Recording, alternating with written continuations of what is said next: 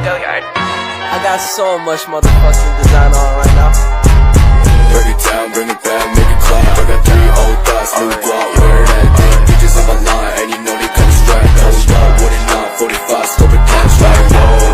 How you fucking with these hoes up? Bismillahirrahmanirrahim. Assalamualaikum warahmatullahi wabarakatuh.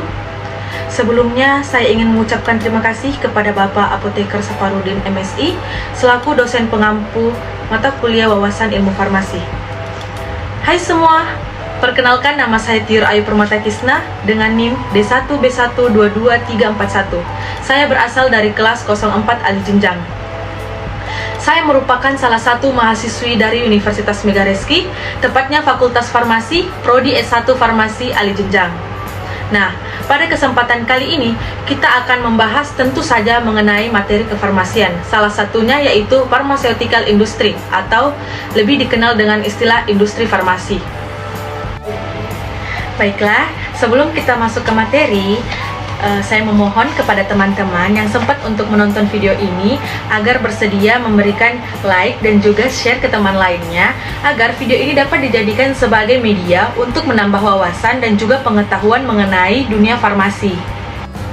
Nah, baik, sebelum kita masuk ke materi mengenai industri farmasi, alangkah baiknya kita terlebih dahulu mengenal apa sih farmasi itu, karena ada pepatah yang mengatakan tak kenal maka tak sayang. Nah, pasti di pikiran teman-teman semua, ilmu farmasi merupakan ilmu tentang obat-obatan, ya kan? Perspektif itu sebenarnya tidak salah, tetapi ilmu farmasi tidak sesimpel itu, hanya tentang obat-obatan. Di mana ilmu farmasi ini memiliki tanggung jawab yang sangat besar untuk menciptakan dan juga membuat obat yang dapat berkhasiat, aman, dan juga berguna untuk konsumen atau pasien yang menggunakannya. Mulai dari tahap penemuan bahan bakunya, kemudian pengembangannya, produksi, pengolahan, peracikan, pemberian informasi obat dan distribusi obat. Semua itu memerlukan tanggung jawab dan keahlian farmasi yang bagus. Nah, selanjutnya, farmasi juga merupakan kebutuhan dasar manusia yang dapat berkembang seiring dengan perkembangan manusia. Farmasi awalnya hanya berupa pelayanan yang berfungsi untuk melindungi manusia dari penderitaan. Namun, sekarang telah berkembang menjadi profesi yang menjanjikan karena dengan seiringnya perkembangan teknologi dan informasi, farmasi ini sangat dibutuhkan dan memiliki prospek kerja yang bagus ke depannya. Nah, selanjutnya yaitu bagaimana perkembangan ilmu farmasi. Baik, ilmu farmasi awalnya berkembang dari para tabib dan pengobatan tradisional yang berkembang di Yunani, Timur Tengah, Asia Kecil, Cina, dan wilayah Asia lainnya. Mulanya, ilmu pengobatan ini dimiliki oleh orang-orang tertentu secara turun-temurun dari keluarganya. Nah, perkembangan ilmu farmasi ini kemudian menyebar hampir ke seluruh dunia, mulai dari Inggris, Amerika Serikat, dan Eropa Barat. Nah, selanjutnya Sekolah Tinggi Ilmu Farmasi yang pertama kali didirikan di Philadelphia, Amerika Serikat pada tahun 1821. Setelah itu, mulailah era baru ilmu farmasi dengan bermunculan sekolah-sekolah tinggi dan juga fakultas di universitas. Seiring dengan perkembangan zaman dan ilmu pengetahuan kesehatan, problematika dalam pengadaan obat semakin rumit, baik karena formulanya dan juga cara pembuatan obat tersebut. Oleh karena itu, dibutuhkanlah seseorang yang dapat mendalami keahlian dalam pembuatan dan peracikan obat. Nah, pada era globalisasi ini, perkembangan dunia usaha dapat dilihat dari berkembangnya ilmu pengetahuan, kemajuan teknologi, dan juga arus informasi pengguna. Perkembangan ini yang mengiringi persaingan usaha yang kompetitif.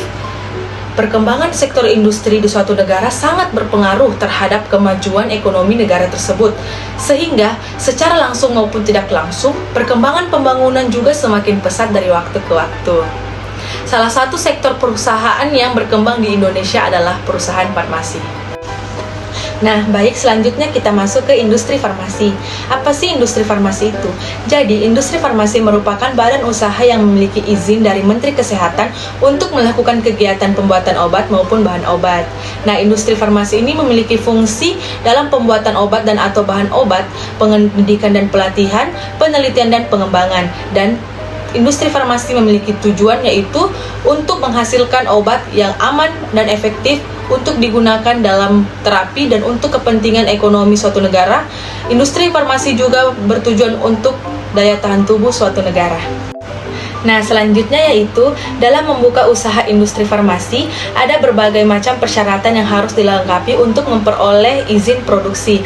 Nah, salah satunya yaitu memiliki secara tetap sedikitnya 3 apoteker warga negara Indonesia asli, masing-masing sebagai penanggung jawab pemastian mutu, produksi, dan juga pengawasan mutu. Nah, selanjutnya yaitu kita sebagai farmasis, dalam hal ini apoteker, memiliki peran penting dalam industri farmasi. Yang pertama itu caregiver, di mana apoteker sebagai pemberi pelayanan dalam bentuk informasi obat, efek samping obat, dan lain-lain kepada profesi kesehatan.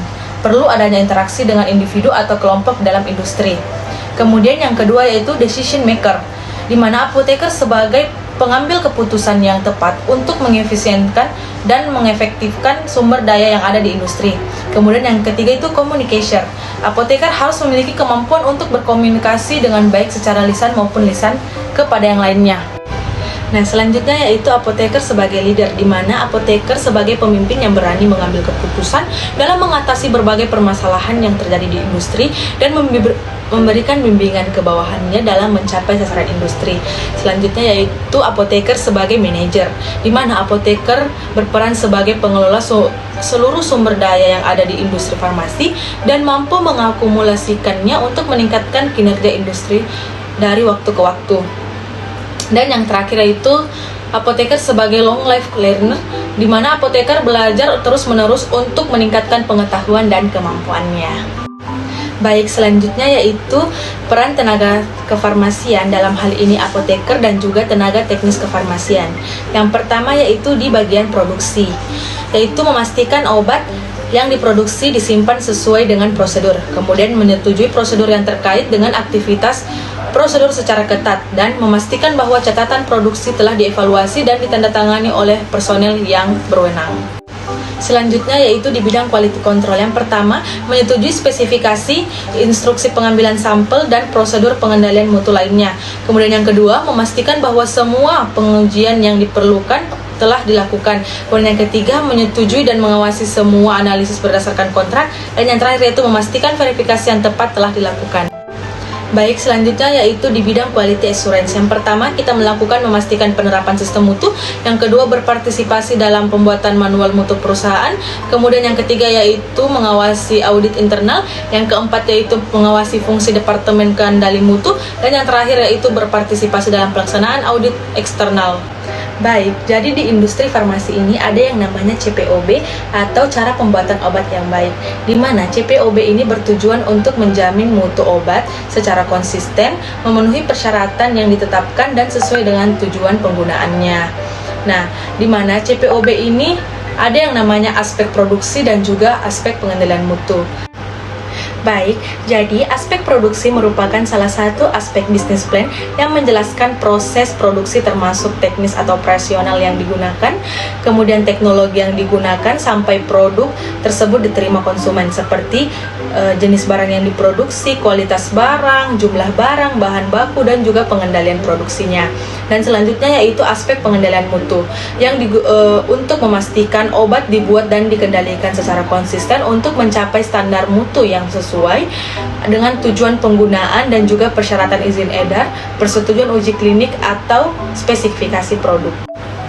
Nah, dalam penerapan CPOB ini memiliki manfaat yang sangat baik untuk menjaga kualitas mutu, seperti peningkatan keamanan konsumen, peningkatan company image, kemudian menghasilkan obat yang bermutu atau berkualitas secara konsisten, mengurangi resiko produk tidak memenuhi syarat mutu, mengurangi resiko tidak sesuai dengan peraturan, dan menghilangkan kontaminasi atau kesalahan dari aspek CDOB atau cara distribusi obat yang baik.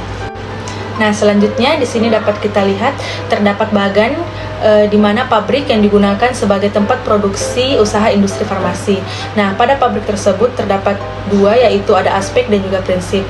Nah, di dalam aspek ini terdiri dari aspek teknologi, sosial, dan juga ekonomi. Dan pada prinsipnya yaitu perangkat lunak, perangkat keras, dan juga sumber daya manusia yang digunakan. Nah, aspek teknologi, di mana mampu memanfaatkan teknologi farmasi semaksimal mungkin untuk keperluan keberhasilan mutu CPOB. Dan kemudian selanjutnya yaitu aspek sosial, mampu memproduksi obat secara keberlanjutan sehingga memberikan kemudahan masyarakat dalam mengakses obat. Dan yang terakhir yaitu aspek ekonomi, mampu mengendalikan pendapatan pabrik tanpa meningkatkan harga secara berlebihan. Nah, selanjutnya yaitu prinsip CPOB yang terdiri dari perangkat lunak seperti regulasi, kemudian perangkat keras seperti sarana dan prasarana yang kita gunakan selama proses produksi, dan yang terakhir yaitu SDM, yang dimana dalam hal ini apoteker dan juga TTK yang bekerja. Baik, mungkin itu saja yang dapat saya sampaikan.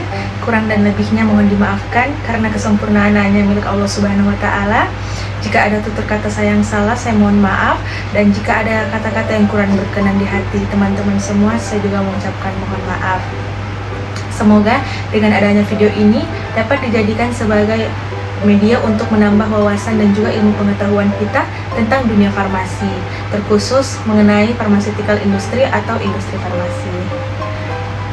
Salam sehat teman-teman semua. Assalamualaikum warahmatullahi wabarakatuh.